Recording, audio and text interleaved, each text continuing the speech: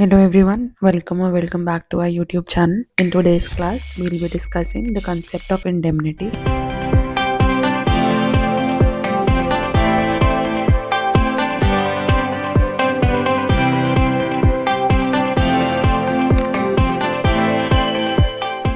Indemnity का concept section 124 और section 125 of the Indian contract act में मेंशन किया गया है। सेक्शन 124 ये कहता है a contract by which one party promises to save the other from the loss caused to him by the conduct of the promiser himself or by the conduct of any other person is called contract of indemnity। यहाँ पर एक party दूसरे party से promise करती है, मतलब एक promiser है और दूसरा प्रॉमिसी है।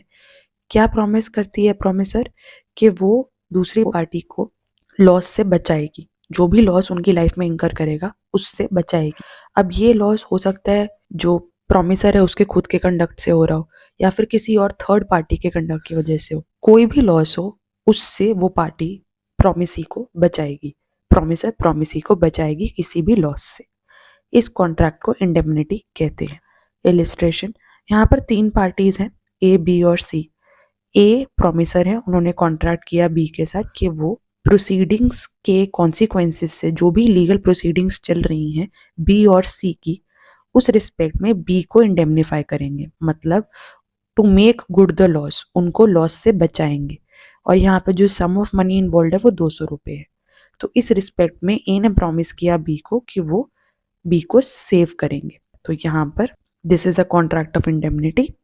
A is the promiser, B is the promisee, C is the third party and B और C की प्रोसीडिंग्स चल रही थी जिसके रिस्पेक्ट में 200 रुपये का सम इन्वॉल्व था एंड A ने कॉन्ट्रैक्ट किया B को कि कोई भी जो इस प्रोसीडिंग्स के कॉन्सिक्वेंसेज होंगे जो आप C के साथ कर रहे हो, तो उस रिस्पेक्ट में जो A है उन्होंने कॉन्ट्रैक्ट किया कि वो इंडेमनीफाई करेंगे with respect to a certain sum of 200 rupees. So here it is a contract of indemnity.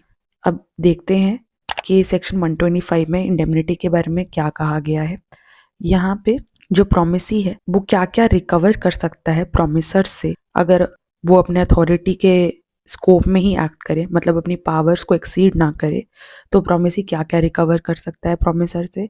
Damages, कोई भी डैमेजेस जो उसे फोर्स करके निकलवाए गए हों in respect of a suit और जिसपे इंडेमनिटी का प्रॉमिस अप्लाई करता हो। इंडेमनिटी के प्रॉमिस का स्कोप भी चेक करना पड़ेगा। जिस पर्टिकुलर ट्रांजैक्शन पे वो प्रॉमिस अप्लाई करता है उस रिस्पेक्ट में कोई भी अगर डैमेजेस हो रहे हैं और वो प्रॉमिसी को पे करने पड़ रहे हैं तो यहाँ पर जो प्रॉमिसर है वो उसको इस मामले में मदद करेगा और प्रॉमिसी रिकवर कर सकता है ऐसे कोई भी डैमेजेस प्रॉमिसर से। दूसरी बात, कॉस्ट्स, जितने भी कॉस्ट्स हैं जो कि प्रॉमिसी को कंपेल करके निकलवाए गए हैं उनसे with respect to any suit. यहाँ पे सूट को इंस्टीट्यूट करने से लेकर डिफेंड करने तक कुछ भी हो सकता है। उस रिस्पेक्ट पे कोई भी कॉस्ट जो प्रॉमिसी ने भरा हो तो वो रिकवर कर सकते हैं प्रॉमिसर से। यहाँ पर एक चीज़ और जो समझने वाली है कि प्रॉमिसर के जो भी ऑर्डर्स हैं उस हिसाब से प्रॉमिसी को चलना पड़ेगा। अगर वो कॉन्ट्रवीन कर देते हैं तो यहाँ पर वो कॉस्ट रिकवर नहीं कर पाएंगे प्रॉमिसर से। एंड ये भी देखना ज़रूरी होगा कि प्रॉमिसी जो है वो प्रूडेंट एक्ट करें, जैसे उनको एक ऑर्डिनरी पर्सन ऑफ इंटेलिजेंस के हिसाब से एक्ट करना था तो वो उन्होंने वैसे एक्ट किया। और अगर प्रॉमिसर ने खुद अथॉरिटी दी है कि वो सूट इंस्टीट्यूट या डिफेंड करेंगे, इस रिस्पेक्ट में भी कॉस्ट की रिकवरी प्रॉमिसी कर सकते हैं प्रॉमिसर से। और कोई और सम ऑफ मनी जो है वो प्रॉमिसी प्रॉमिसर से वापस ले सकते हैं। ये कोई सम ऑफ मनी जो कि कॉम्प्रोमाइज ऑफ द सूट में, मतलब सूट को एक मिडिल ग्राउंड पे लाने के लिए अगर कोई टर्म्स हो और उसके लिए प्रॉमिसी को पे करना पड़ गया हो तो इस रिस्पेक्ट में भी प्रॉमिसी प्रॉमिसर से वो सम वापस ले सकते हैं। और यहाँ पर एक बात ये भी देखनी ज़रूरी है कि ये जो कॉम्प्रोमाइज़ है ये प्रॉमिसर के ऑर्डर के अगेंस्ट ना हो। ये जो मिडिल ग्राउंड पे दोनों पार्टीज आई हैं ये प्रॉमिसर के ऑर्डर के अगेंस्ट ना हो। And it was the one which was prudent for the promisee to keep or to make.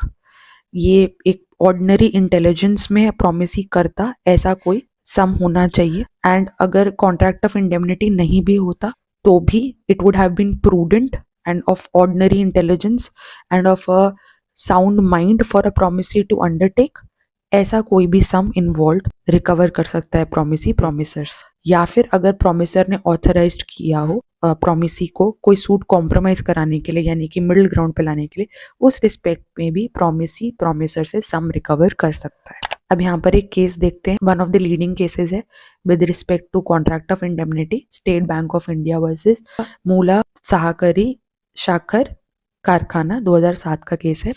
यहाँ पे जो रिस्पोंडेंट है यानी कि मूला सहकारी शाखर कारखाना लिमिटेड, वो एक कोऑपरेटिव सोसाइटी है जहाँ पे रिसोर्सेज पूल करके काम करा जाता है।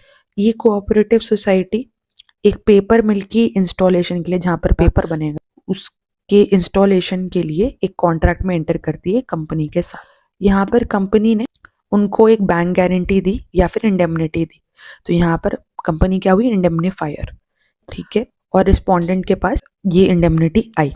10% जो रिटेंशन मनी है from the bills for the materials to be used in installation reach the location, मतलब 10% का जो अमाउंट है वो लोकेशन पे पहुंच गया। अब ये किस अमाउंट का 10% है, ये जो बिल्स पे करे गए हैं with respect to the material to be used in the installation of paper mill, उसके जो बिल्स हैं उसका 10% है। This is the retention money, ठीक है। अब दोनों पार्टीज के बीच में इवेंचुअली डिस्प्यूट हो गया एंड यहाँ पर जो रिस्पोंडेंट है जो कि कोऑपरेटिव सोसाइटी है, उन्होंने कॉन्ट्रैक्ट टर्मिनेट कर दिया और उन्होंने बैंक गारंटी इन्वोक करी कि जो बैंक में हमको गारंटी दी थी बैंक ने, उसको इन्वोक किया जाए to make good the loss. अब इशू इन्वॉल्व यहाँ पे क्या थे, दो मेजर इश्यूज थे यहाँ पे कि क्या कंपनी लाइबल होल्ड की जा सकती है for the bank guarantee in this case, और दूसरी चीज क्या ये क्लेम जो है वो बैंक ऑनर करेगा या नहीं करेगा।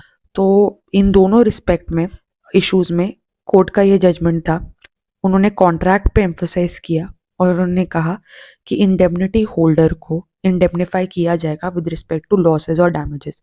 बेसिकली उन्होंने प्रिंसिपल ऑफ इंडेमनिटी स्टेट की, ठीक है। एंड कॉन्ट्रैक्ट में ये भी कहा गया कि जो सप्लायर है उनके पास लाइबिलिटी है कि उन्हें पे करना पड़ेगा। ऑनरेबल सुप्रीम कोर्ट ने ये भी कहा कि ये जो पर्टिकुलर टर्म्स ऑफ कॉन्ट्रैक्ट है ये दिखाते हैं कि ये कॉन्ट्रैक्ट ऑफ इंडेमनिटी है, ये कॉन्ट्रैक्ट ऑफ गारंटी नहीं है। कॉन्ट्रैक्ट ऑफ गारंटी हम एक सेपरेट वीडियो में डील कर चुके हैं। कॉन्ट्रैक्ट ऑफ गारंटी में 3 पार्टीज होती हैं, प्रिंसिपल डेटर, श्योरिटी और creditor. That is a different 3 party contract, वो आप उस वीडियो में जाकर देख सकते हैं। और यहाँ पर कोर्ट ने ऑर्डर किया कि बैंक ऑनर ना करे क्लेम को with respect to termination of the contract without any evidence. उन्होंने कहा कि बैंक क्लेम को तब तक ऑनर ना करें, क्लेम को तब तक रजिस्टर ना करें एंड उस पर एक्ट ना करें जब तक बैंक को कोई एविडेंस नहीं मिल जाता।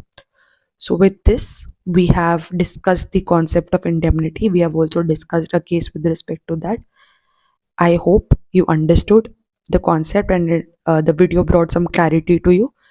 Thank you so much for watching.